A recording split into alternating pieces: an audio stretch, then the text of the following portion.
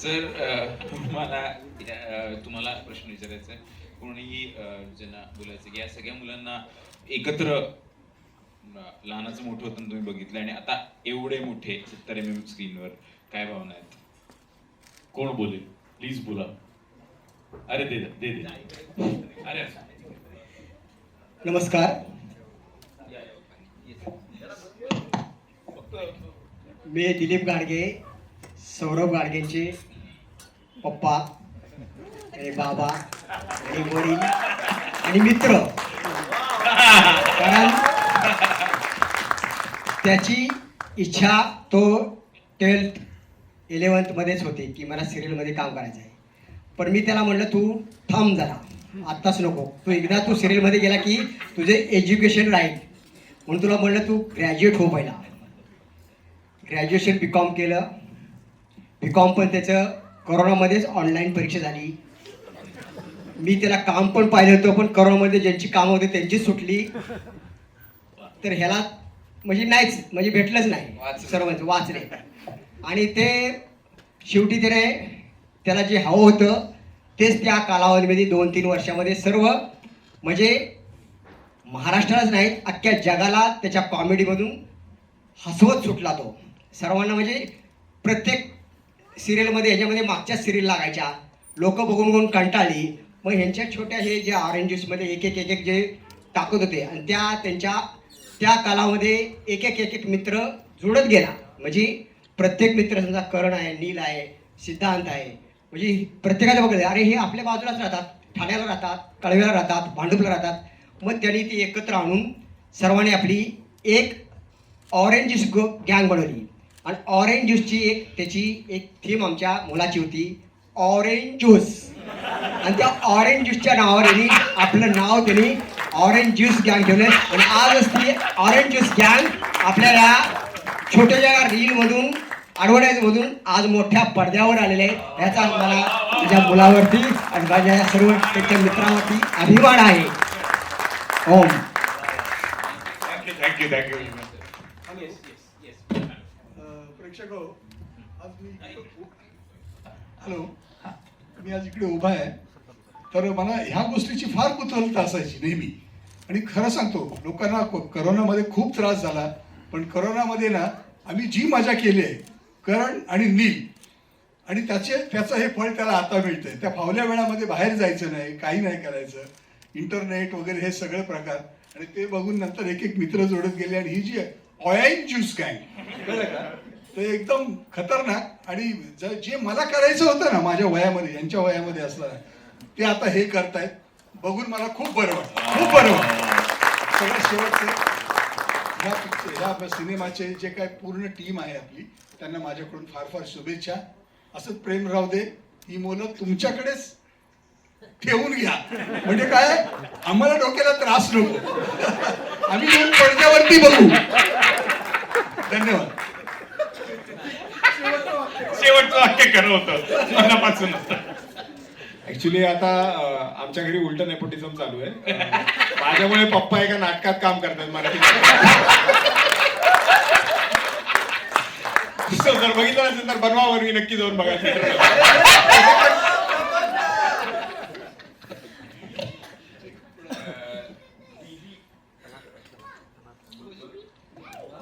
Nikita सालेकर, नीलची mummy.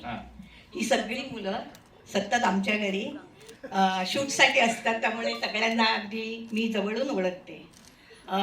जेव्हा ह्या फिल्मची shooting चालू होती तेव्हा नील म्हणाला की मम्मी पप्पा जरा एकदा बघायला. आणि विरारला होती, लांब होती. आम्ही जवळजवळ अर्धा दिवस होतो. दुपारी गेलो, ते 6:30 पर्यंत होतो. आणि त्या दिवशी नेमकं एका गाण्याचं शूट होतं, कव्वाली होती. आणि मी म्हणते 3 ते 4 ओळी त्यांच्या त्या अर्ध्या दिवसात ऍक्शन नुसत्या चालू होत्या. म्हणजे मी म्हटलं किती एक म्हणजे नाही असंच झालं पाहिजे. रिटेक इतके होत होते म्हणजे आम्हालाच बघून दमल्यासारखं होत होतं. त्यांचं काय होतं माहीत नाही. दुसरी गोष्ट सांगते मी की आत्तापर्यंत जे काही मराठी फिल्म आल्या आणि त्यामध्ये ह्या सर्व मंडळीने प्रमोशनसाठी छोटे छोटे व्हिडिओ करून ते टाकायचे आणि त्यांचं नाव विशेष आभारामध्ये यायचं. आम्ही त्या फिल्म बघायला आम्ही जायचो आणि ते विशेष आभाराचा आम्ही व्हिडिओ काढून मग आमच्या स्टेटसला ठेवायचा. अरे किती गोड. आज अशी कंडिशन आहे की ही मुलं अखंड म्हणजे अख्खीच्या अख्खी फिल्म मध्ये अख्खीच्या अख्खी का म्हणते मी, कारण फिल्म मध्ये एक छोटासा पार्ट असतो त्याला झाला निघा, दिसलं नाही दिसलं सारखं असतं. पण आज मी राम सरांचे खूप आभार मानते की या सर्व मुलांना तुम्ही अखंड दाखवले, म्हणजे त्यांचा पूर्ण पार्ट त्याच्यामध्ये आहे. मला त्याचा खूप अभिमान आहे. आज आम्ही त्यांचा स्टेटस ठेवू शकते, जेव्हापासून तुम्ही हे केलंय तेव्हापासून आम्ही आणि यापुढेही ठेवू. आज आई बाबा म्हणून आम्हाला ओळखत नाही तर नीलचे आई बाबा, या सर्वांना तसंच झालेलं आहे. आम्हाला या मुलांचा खूप खूप अभिमान आहे आणि गौरवही वाटत आहे. धन्यवाद राम सर आणि त्यांची अखंड टीम. हॅलो, करणची आई आहे मी. पारसी कॅफेपासून सुरू झालेला प्रवास ऑरेंज ज्यूस गँगचा आज थिएटरमध्ये आलेला आहे आणि तेव्हापासून ते काय या मुलांनी एकत्र जे काही केलं आहे ते सगळ्यांनी बघितलेलं आहे. अर्थात आता सोशल मीडियावर ही मुलं सगळी फेमस आहेत आणि ते तर आम्ही बघत होतो ही मुलं खूप पुढे जात आहेत आणि घरातून आमचा तसा पाठिंबा नव्हता पहिल्यापासून, हे आधी आम्ही सांगतो. खूप त्याच्यावर आमची भांडणं झाली आहेत, वादावादी झालेली आहे, सगळं झालेलं आहे. म्हणजे अक्षरशः रडायचो आम्ही की हे काय चाललंय ह्या मुलांचं, की कधी हा कमवणार, 9 to 5 कधी करणार आमच्यासारखं. आम्ही बँकेतले दोघं पण आणि बँकेतली नोकरी म्हणजे एकदम चुकून, तर हे कधी त्यांचं होणार.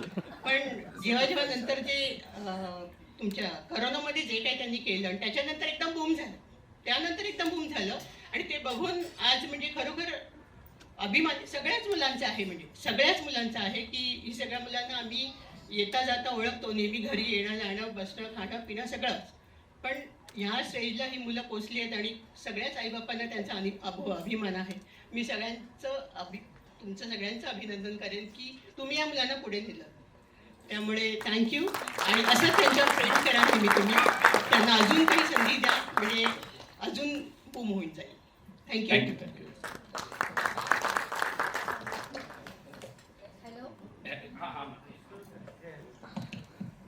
हॅलो, आज मला तर जेव्हा शुभम हे फिल्ममध्ये करायला लागला, छोटे छोटे नील, करण, सौरभ आणि त्यांनी प्रभादेवीला एक बॅनर लावलेला, त्याच्यासाठी पण त्याने मला पुष्कळ सांगितलं. मी त्याला म्हणायचे शुभम आज तू ग्रॅज्युएट झालेला मुलगा, तू हे काय करतोय? म्हणायचा नाही मम्मी मी तुला करून दाखवेल. आणि मेन म्हणजे काय झालं, आता माझी खूप इच्छा अपुरी राहिली, कारण त्याच्या पप्पांची खूप इच्छा होती की त्याचा पिक्चर यावा आणि त्यांना तो पिक्चर बघायचाच होता. ते ज्या दिवशी त्यांचा बर्थडे होता त्या दिवशी त्यांचा पूर्ण ऑफिस स्टाफ आला आणि त्यांना सांगितलं की माझ्या शुभमचा पिक्चर बघायला मी तुम्हाला घेऊन जाईल.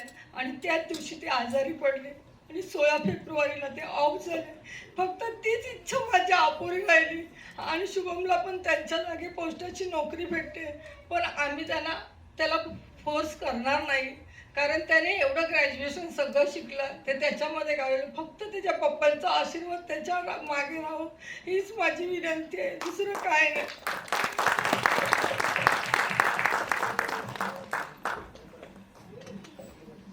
नमस्कार, मी सिद्धांची काकी.